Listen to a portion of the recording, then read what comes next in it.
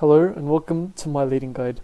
In this guide, I'm going to cover the clearing of lost halls, except for map reading, the NBC fight and the void fight, looking at the different enemy spawns, boss attacks, and how to lead efficiently to ensure safe and clean runs. The video is going to be split into 3 sections, with each section having its own subsection, as you can see on the screen right now. There will also be timestamps in the description so you can find what specifically you are looking for. Starting from the pre-run, you first want to ensure that you have all the correct reacts and the location. You need a key and ideally multiple vials. Useful classes include Tricksters, M-Tome, M-Seal, Pally, Stuns, and Slows, however these are not necessary to succeed in the run. Once you confirm all these things and enter the lost halls, the first thing you want to do is break all your splits or spawn and decide which way you are going. It is important to do this efficiently to ensure raiders understand your authority from early on, and also to save time on the run. When clearing, there are 5 different themes of rooms you can face, being Oryx Room, Slime Room, Golem Room, Crusade Room, and Spooky Boy Room. When entering an Oryx Room, you will be faced by a Mario, black minions circling a spawner which sits in the center of the room. This spawner won't move until all the minions, excluding the Mario, are dead. The Mario should be focused first, as it shoots blue confusing shots that make the clearing much more dangerous. The Mario can be paralyzed and killed off quickly. After this, it is important to call for slows and paralyzers on the outers, and for decoys to be placed towards the group. This allows for the minions to move slowly and eventually come to a stop on a decoy, meaning they can stop rotating and be easily focused by the group. These minions do very little damage, and they die quickly, so it is very safe to push up and the group can clear them out fast. Once there are around 2 to 3 of these minions remaining, you want to call for slows and stuns on the spawner. This is because after all the minions are dead, the spawner will charge the group and shoot 3 shotguns at a fast pace. However, if you get it slowed and stunned before the final 2 minions die, it will not shoot at all and move very slowly, and you can melt it almost instantly without any risk at all. If you don't have either slows or stuns, you can ask for decoys behind the spawner and it will not shoot towards the group. However, this should be a final result, as the outer minions can get stuck on that decoy, and this makes it harder for the group to focus them. When clearing golem rooms, there are 4 minion types to worry about, being the main golem and the 3 types of mini golems around it. The 2 of the most concern are the angry boys, which shoot a ring of armor-piercing shotguns that deal a lot of damage. In addition is the golem with fear, or the petrified boy, which shoots 4 petrifying shots on 90-degree angles. These are very dangerous because if you get petrified and sat on, you can very easily get insta-popped.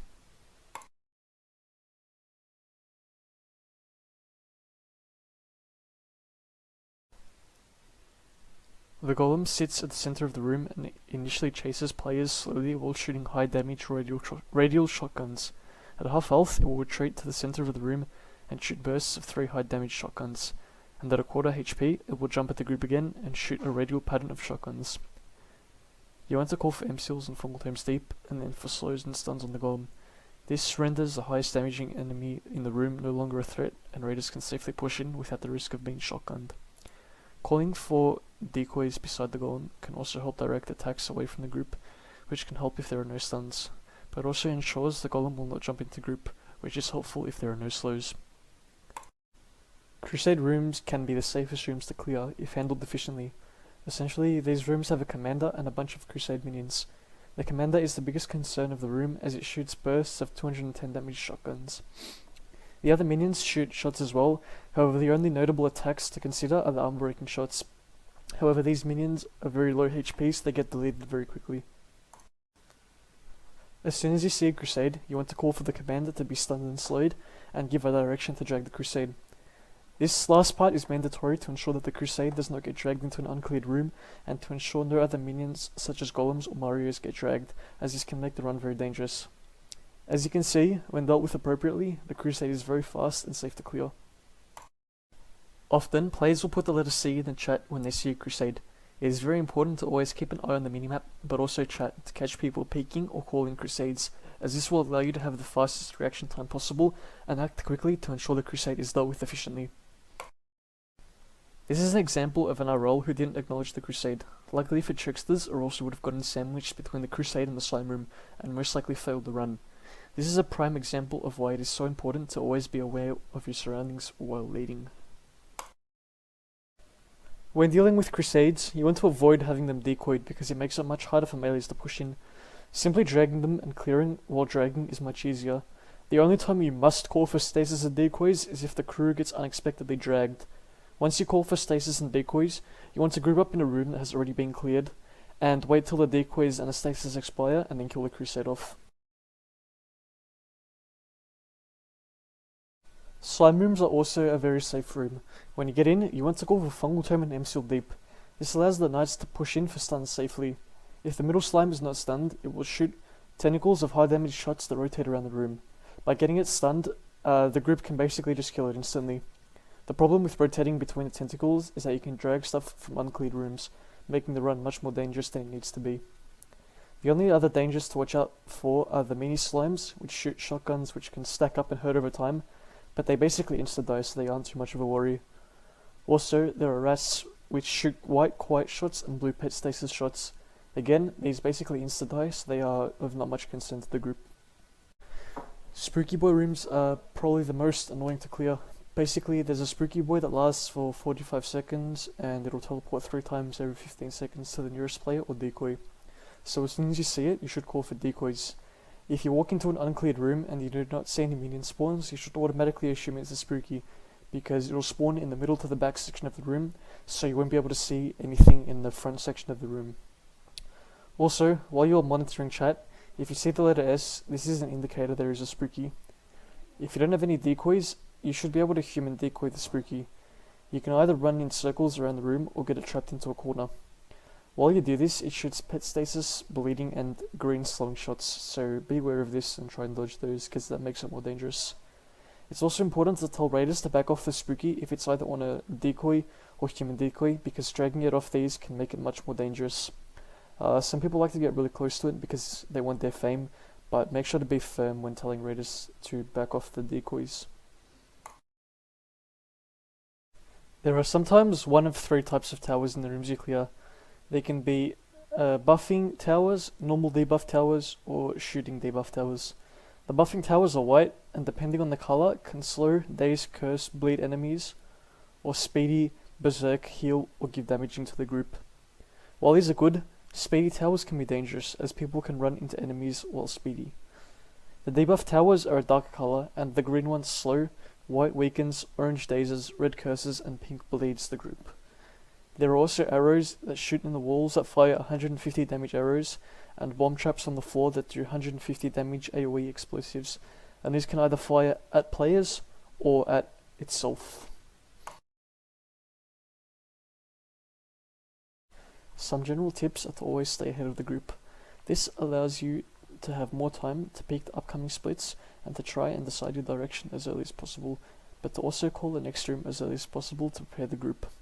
Being as preemptive as possible gives raiders a clear sight and a clear goal, making them less likely to peek splits that you don't want them to. In saying this, you want to avoid peeking as much as possible, as this can create unnecessary drags and slow down the run by a lot. Of course this will come with time, but just try and peek less and less as you get more experienced in your leading. Just remember to monitor the chat and the minimap at all times, and do your best to keep the group together to avoid unnecessary drags and maximize DPS. When you first get into the NBC, you want to tell raiders to group on top of the boss and do a /C. When you do this, you want to look for how many knights and tricksters you have. If you have no knights, you can say, watch out for towers because they won't be stunned. If you're ever not shooting the boss, focus on the towers. If you have no tricksters, you can say, watch out for pop rocks throughout the fight. We have no tricksters, so they won't be decoyed. If you can only activate the pop rocks, please do so. If you have either knight or a trickster, you can tell knights to stun the towers and tricksters to put decoys on 45-degree angles for the pop rocks.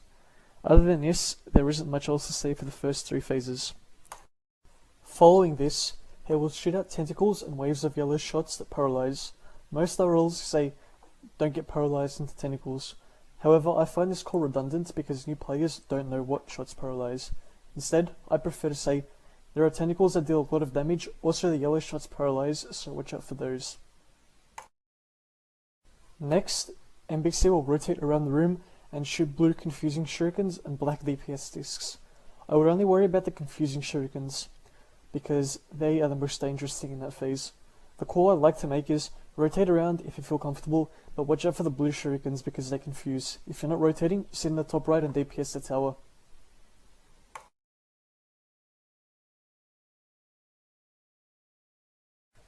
After this, NBC will reset to the middle and you want to creep up and DPS him from top right. It is very important to tell tricksters to stop decoying in this phase, as you want the decoys to have time to expire before the upcoming drag phase, which I'll go into later. In this phase, the only thing you want to do is give a preemptive call for the upcoming key phase, or the first one key phase. I like to say, DPS him top right, get ready to follow the key spits to the top left. Once the key is spat out, I like to say, follow the key to top left, once it dies go top right. These phases are not dangerous and not very long, so being short, sharp and preemptive helps give raiders a very clear instruction on where they have to be and when they have to be there, which helps avoid scattering and maximizes DPS. This clip here is a perfect example of why you need to tell tricksters, another reason why you need to tell tricksters to stop decoying. Essentially, the decoys screwed over the path of the key and made it really scuffed because the key clipped on the pop rocks that were decoyed.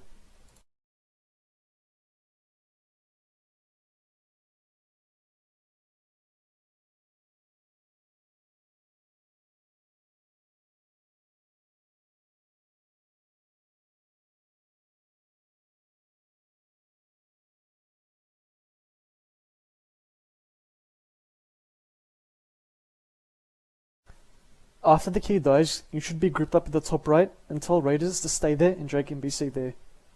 Call for fungal tomes and MCs to be placed in the corner, and when NBC gets close enough, call for trickster decoys, human decoys or group tank. After this, you should immediately tell raiders to go to the bottom right once NBC goes back to the middle. Once again, this phase is not dangerous, and so the preemptiveness ensures that the entire group are informed early of where they need to be so they can get there as fast as possible once NBC transitions to the next phase. If the group is like spread out and the drag is a little bit scuffed, you should just tell the raiders to all run to the top right, and then you can go and drag NBC there by yourself, and it'll essentially fix the scuffness of the phase. Once NBC goes back to the middle, it will start rotating, but you want to tell the group to go to the bottom right and kill the tower and wait there. Once you say this, tell them to rotate up the right wall when NBC comes around, and to follow the key that goes up the right wall. I like to say, go to the bottom right and kill the tower. Once NBC comes around, follow it up the right wall, and then follow the key that he spits out that goes up the right wall. Again, the preemptiveness of calls is crucial to ensure that the group knows early on where they need to be, and this gives you a greater chance of keeping the group together and maximizing DPS. Because there are two keys in this phase, you must make it very clear which key it is that you want the raiders following, and avoid saying things like follow the key, which imply that there is only one key. Preemptive directional calls are crucial, so do not forget them. Once the first key is dead, you want to tell all the raiders to push over to the top left hand corner. The reason why you want to do this is because by the time that the first key is dead, the second key will almost be at top left, and then you will be able to follow it all the way back to top right. I like to say, alright, first key is dead, push over to top left. When the key comes around, follow it to top right. Alright, there's the key, everyone follow it to top right now.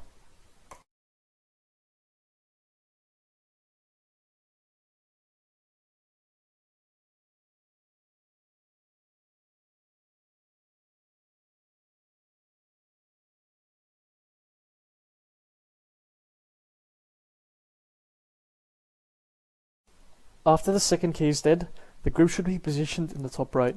You want to tell raiders to push in from the top right above the tentacle and put fungal tomes and MCs down and DPS the boss. Also, tell knights to stun towers.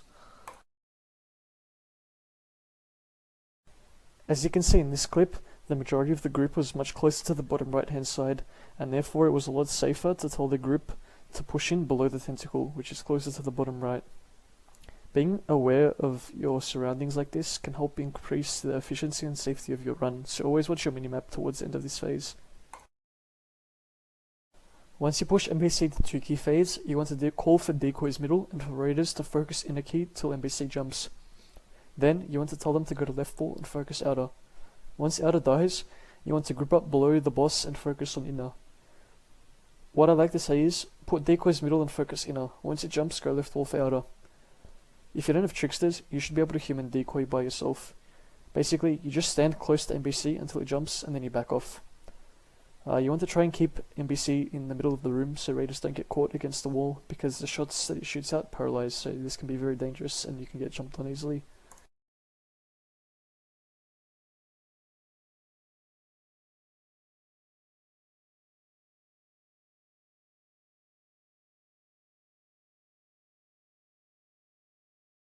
Once you kill both keys, you enter what is referred to as pre-survival. First, there are confusing blue shurikens and unstable shots. I like to say blue shurikens confuse and arrows unstable. Try and focus on the boss and dodge these. Knights and tricksters keep up the decoys and stuns. Once damaged enough, NBC will start to shoot waves of silencing pebbles, which are grey, and the more unstable arrows. You want to tell raiders to dodge these pebbles, but also warn of the upcoming survival. I like to say, if you have to use your ability, dodge the pebbles because they silence. Tricksters keep up decoys and knights keep up stuns now and throughout survival. We are actually about to enter survival and we're most likely going to get out of from right. So this kind of preemptive call is very, very important, and it can help make your survival a lot faster, because most of the time you will start getting out of from right. So if you can warn of this as early as possible, it can help prepare your group so you can kill the outer key very, very quickly. However, in saying that, you should be prepared to handle different variations.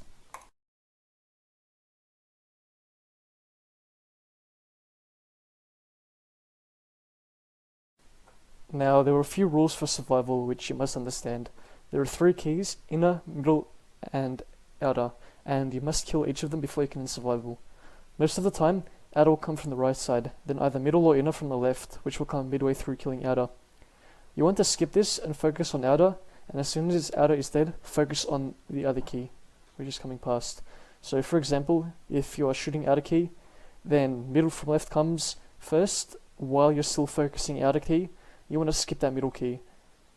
And then as soon as the outer key dies, you're going to have inner from the left, and then you want to push up and get the inner key from the left hand side. However, if you get some weird rotation where inner comes from the right hand side first, you always want to focus this inner key from right, as it has the shortest radius, so you can kill it and still have time to focus on the outer keys, which have a longer radius and therefore take longer to pass the group. The other rules you have to understand is that middle can only come from the left side and outer can only come from the right, so therefore inner key is the only one which can change direction. This can be useful in determining which key is which, and understanding the timings, which we will go into survival later on. The main thing you want to do is call keys early. If you call them late, you will not be able to kill it most of the time, because people will be unaware that the key is coming in, and by the time they push up to get to it, it's too late and it's already gone past. Staying pushed up off the wall right before survival helps you see which comes first and puts you in a good rhythm for the rest of survival. Just push up as much as you can and use your knowledge of the preset key directions and screen rotation to search for keys. And even if you don't shoot the keys yourself, calling them early is much more valuable to group DPS alone than the individual DPS that you make, so don't be afraid to leech if it means that you're going to be able to call the keys earlier. The way you want to call keys themselves is by stating what key it is, where it's coming from, and in what time period it's going to be there. Example, alright, we're going to have outer from right in 3, 2, 1, get outer from right now. Or, alright, inner from left is coming in 3, 2, 1, inner from left now. Keep in mind, if you're rotating towards/away from a key, it may take longer or shorter to come into group. So use the preset key directions in the way you are rotating to help you figure out when keys are going to be coming into group soon. The other calls you want to make is for raiders to be pushed up off the wall as much as they can, as it helps with dodging, but also helps for getting the keys. You don't have to specify this last bit, but that is another advantage of having raiders pushed up, is that it makes it easier to get the innermost keys. You also want to make calls for knights to stun towers whenever you pass them, or for tricksters to keep up the decoys. All these are essentially utility calls, and the calls that should take priority over everything are the key calls.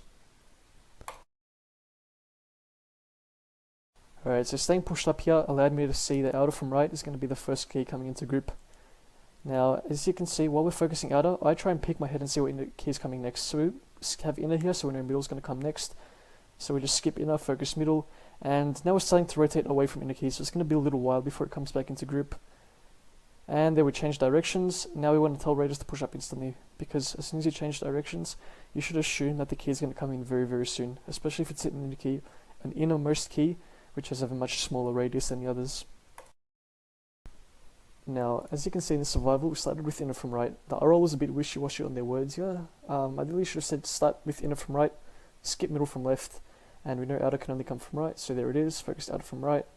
But they were very indecisive. Now, we're rotating towards the left, middle can only come from left, so it's going to come very soon. Push up off the walls, there it is. And nice, get middle from left, and then inner from right. And then we're rotating towards outer, so outer's going to come very quickly, and there it is.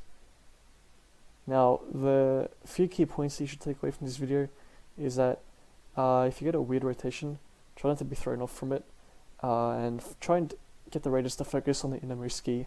If you stumble on your words or whatever, that's completely fine. Just make sure to call one key to focus on, because it's better to have the group all DPSing down one key than having 2 keys or 3 keys which get to like a quarter HP. Yeah, it's better off to kill one key, and then next time it comes around, you can take time to regroup and refocus yourself, and then you'll be able to kill the other 2 very, very quickly. So the key things to take away from this video is, if you get a weird rotation, don't panic, focus on the innermost keys first, and yeah, just be decisive and firm about which key you want raiders to focus down. Now, if you're in survival and you're leading vet runs or have very good DPS, there's something you can do which is called bottom left strat. As a tier role, I wouldn't recommend this, but as you get more experienced, you can definitely try this out. Basically, the way bottom left strat works is you get all the keys like almost instantly. So essentially what you're going to start with is getting inner from left, almost always. It's either going to be inner or middle from left most of the time.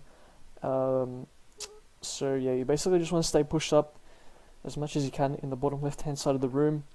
And yeah, just the same as the other survival, look for the inner from left first, and then yeah, just keep in mind everything the direction keys can come from, the way that you're rotating, and use your screen rotation to try and call the keys early, as well as calling all the other things, you know, stuns, decoys, push up off the walls.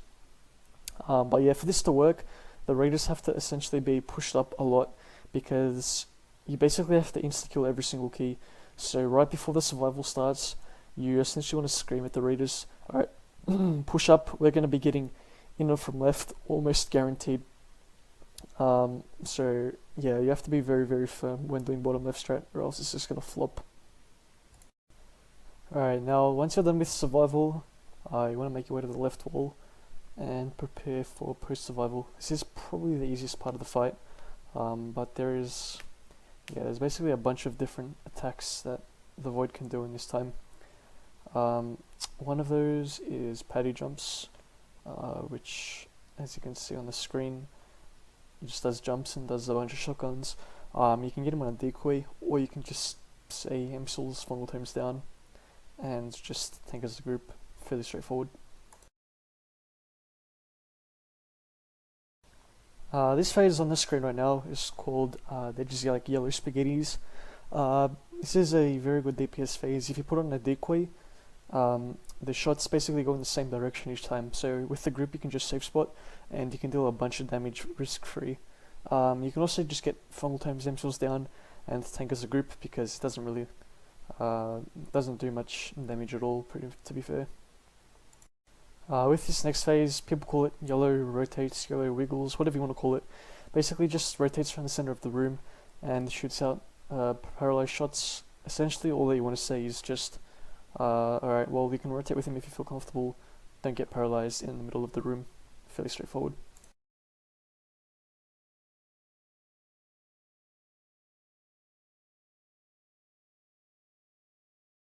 So once MBC hits 50% HP, if you look at his arms, he has like little wristbands on, or like whatever you want to call them.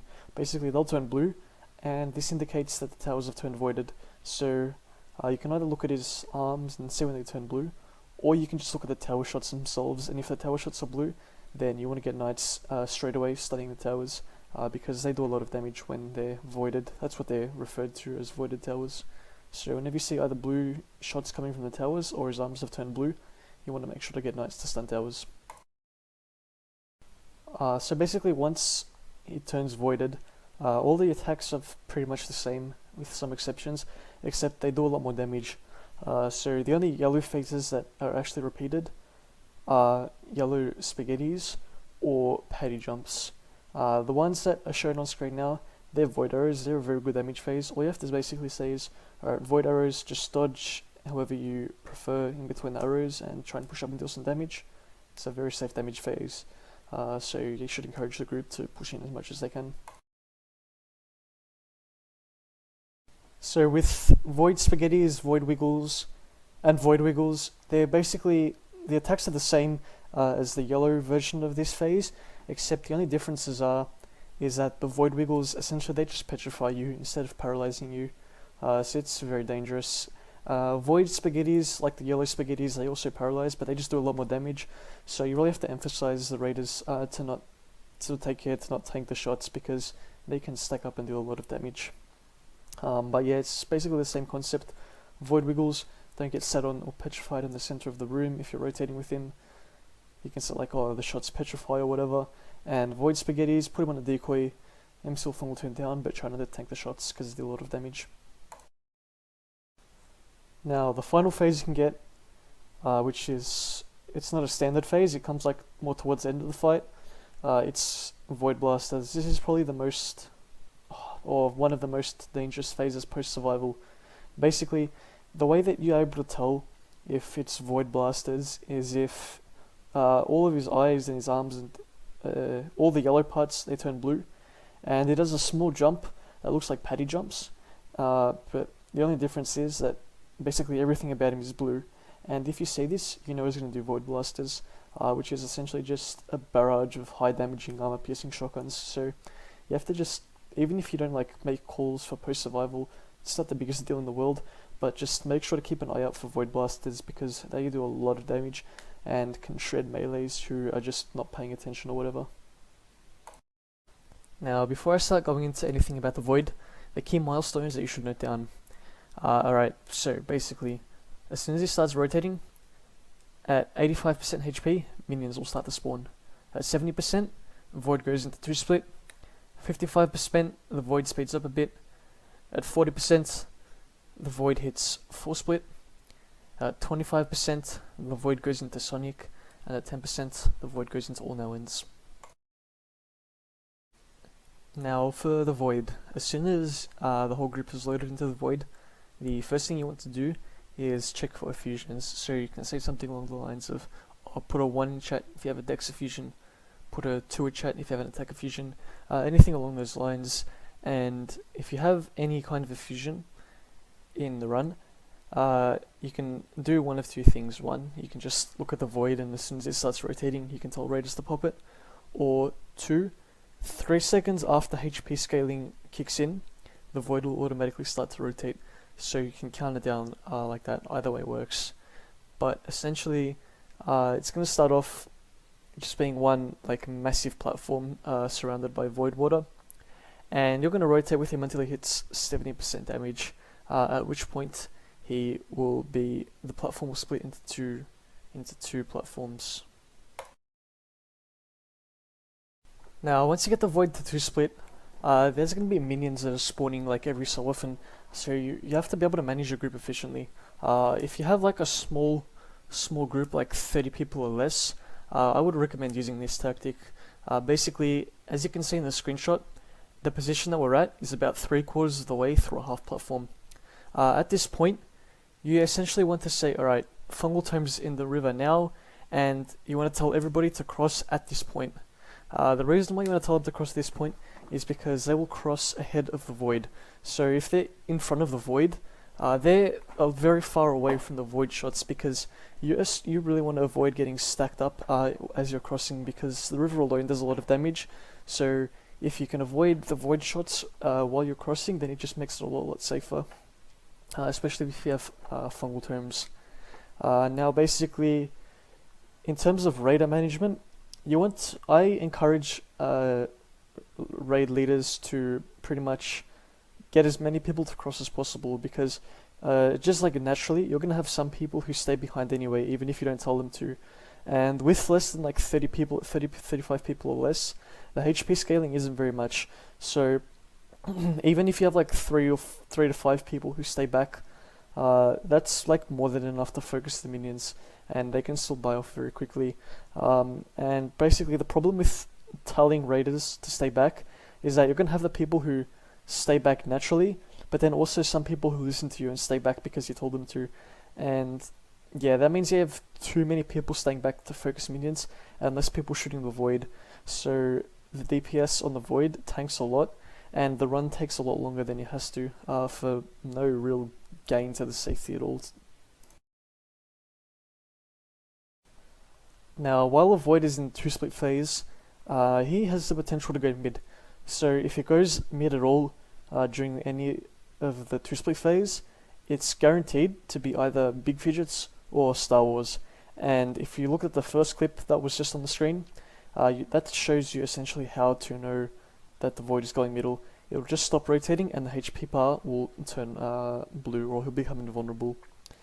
So whenever you're in 2-split and it goes to the middle, just be aware it's either going to be Big Fidgets or Star Wars.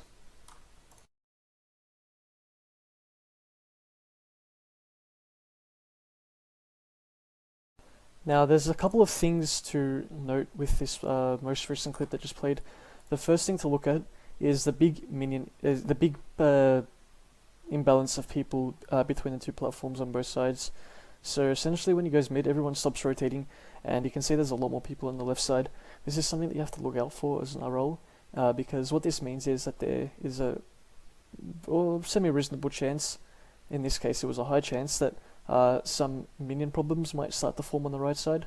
So if you ever see an imbalance like this after like a mid or whatever, just make sure to send people over to the less populated platforms to make sure that there's no minion problems. The second thing that we can take away from this clip is that from 2-split, we had Big Fidgets, which is a very easy damage phase, so we pushed him straight to 4-split from there. This is something that you also have to pay attention to. If you have a 2-split phase and you look like you're going to do a lot of damage if he goes middle, essentially once the mid phase is done, you want to encourage raiders to spread out as much as possible, just in case that you get a 4-split. And this essentially makes it a lot safer, because rather than having to cross through the rivers to spread out, people can just do it on the land and not take any damage. So getting the people to spread out preemptively after mid for a potential 4-split, it's a lot safer, and it makes your job of evening the platforms a lot easier. Now for the mid phases, the phase on the screen right now is referred to as Big Fidgets. This is probably the best mid phase for damage. Essentially all you have to say is, alright, he's going mid, Big Fidgets, just safe spot in between the shots and do good damage. Now it's very, very easy. Even for melees, you can just basically sit in between the fidgets and just blast the void. A lot of the times this will be enough. In this phase you can do enough damage to push him basically to all no ends. So it's a very good damage phase, and encourage people to sit in as much as possible. Now on the other hand, Star Wars, which is on the screen now, is one of the worst phases. Essentially what you want to say is, alright, he's doing Star Wars, melees, back out and focus minions, range, deal your damage. Now as you can see, I'm playing on Paladin, I just focus minions. That's one thing you want to emphasize, because if you kill minions in this phase, then you can keep rotating and dealing damage once it's over. Now this next phase is referred to as blueberries. Essentially all you have to say is, alright, this is a good damage phase, just weave in and out of the shots and deal your damage. That's basically the whole idea of this phase. You just wave in and out of the shots and you can do a good amount of damage. This phase is referred to as small fidgets. Waves of shotguns are shot out while big boys spawn on each platform. There will only be one big boy on each platform spawned. It is critical to tell raiders the safe spot in between shots in this phase. After you make this call, there are two ways you can go about leading this phase.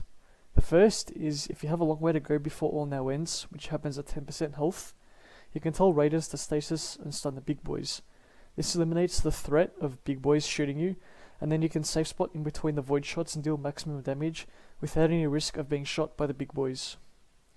If you're close to 10% HP, however, tell raiders not to stasis the big boys and to push the void to all now ends. This is because it only takes a short amount of time to push the void to all now ends, and you won't take much damage at all from the big boys. And then as soon as you get to all now ends, you can start killing the big boys off without waiting for stasis timers to run out, and then you don't risk stacking out all now ends big boys with small fidgets big boys. This judgment becomes easier with experience, but you have to take into account how far from all now ends you are and how good the group's DPS is. Now, while you're rotating with the void, There's a lot of shots, and they all do different status effects. I'll just list them all. Basically, you can get darkness, paralyzed, exposed, quieted, unstable, pet stasis, stunned, slowed, petrified. Basically, every single stasis effect, exposed. So you really have to know what shots do what. Now, while it's not important to call every single debuff, the ones that you really want to be calling are paralyzes, darknesses, slows, and petrifies and paralyzes. The slows, essentially, they look like kind of arrows. Once you know what they are, they're very distinguishable. It's like a wide body kind of arrow. The paralyzes, they're like little blue spaghetti thingies. The petrifies are like blue discs. What else is there? And the darknesses, they're like little blob shotguns, pretty much. Yeah, that he does those quite a lot, so they also become very distinguishable. And the last thing that you have to call is the skinny arrows, because they can. There's some phases where they like stack up, and they can do a lot of damage. So when you see stacking silencing arrows like that, you really want to call them out.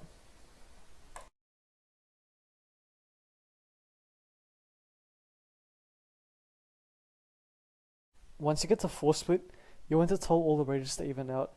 You can also do this if you get an early mid phase in 2 split.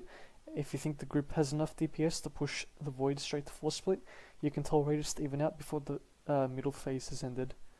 What you want to do is look at the minimap and even out all the platforms. You need to also keep an eye on the chat and peek platforms to ensure there are no minion problems. Another thing that you can do is to tell raiders to counter rotate between platforms if there are no minion problems. This helps make the run faster. At 25% health, the voice line "I fed off the sorrow and hatred of the lost souls" will appear, and the void enters Sonic. You want to tell raiders to lead their shots in this phase because the void moves much faster.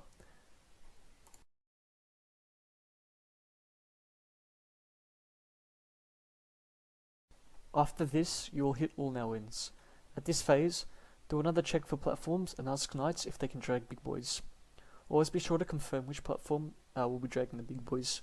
If you have no knights, I like to go to the biggest platform and drag by myself on that platform. In this phase, 2 big boys will spawn in between varying void attacks. Once you kill the big boys, both of them, you want to tell raiders to go to the edge of their platforms and prepare to rotate with the void copies for the final phase of the fight.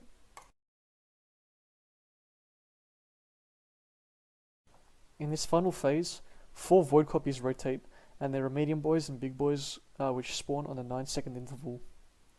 As soon as the phase starts, a medium boy will spawn. However, you want to tell raiders to focus medium boys as they are counter-rotating in between void copies. This is because medium boys do low damage and have low HP, so they're very easy to kill. After 9 seconds, a big boy will be vulnerable. Then after another 9 seconds, a medium boy will be spawned and vulnerable, and this repeats until all 4 copies are dead. You want to get these times down and always call what minions are going to be spawning next about 2 to 3 seconds ahead, so that people are prepared.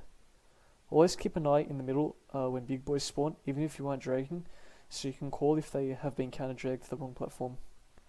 Every time a big boy spawns, you want to make it instantly clear that a big boy has spawned, but also specify to which platform it has gone.